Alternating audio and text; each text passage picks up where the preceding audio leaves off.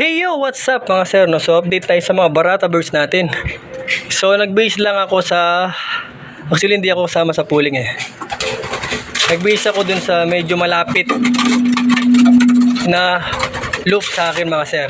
So pinakamalapit sa akin yung nag-send ng forecast mga sir, no? So yung layo nun siguro ilang meters pa rin eh.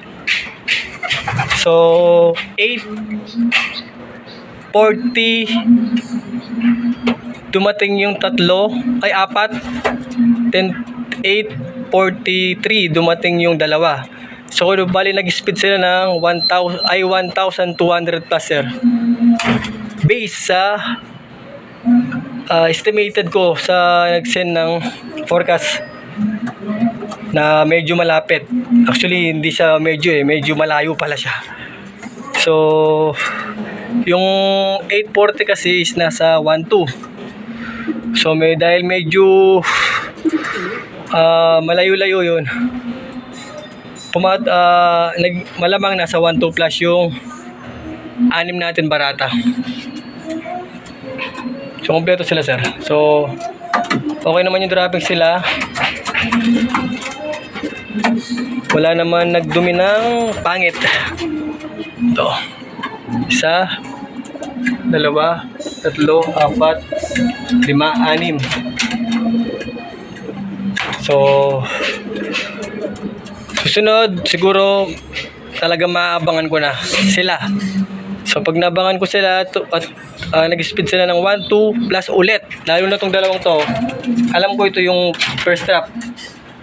Tapos sumunod to, tsaka to, yan.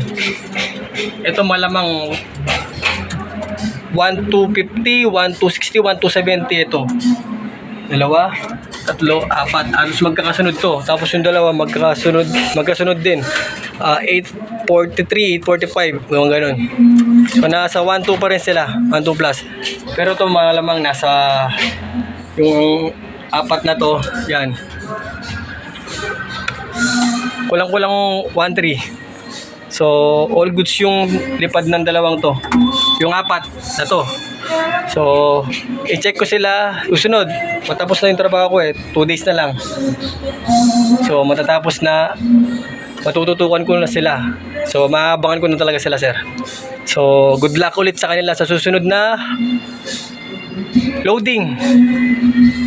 Siguro makakasali na ako sa pooling nun. Kahit isali ko tong 4. Subukan natin yung 4. Unayan natin sa 60. Yan. So sana pala rin tayo mga sir, no? So maraming salamat sa mga nanood. Sa mga hindi pa nakapag-subscribe, mag-subscribe na kayo. Baka mag-subscribe pa ang iba. Sayang naman ang eto na anak neto. Yan. Yung dalawang to, anak neto mga sir, yung nilalaban ko. Si OG. Tsaka yung Fluorescent X Stitch natin mga sir. So, thank you. Kita-kits ulit sa susunod na vlog. Let's go!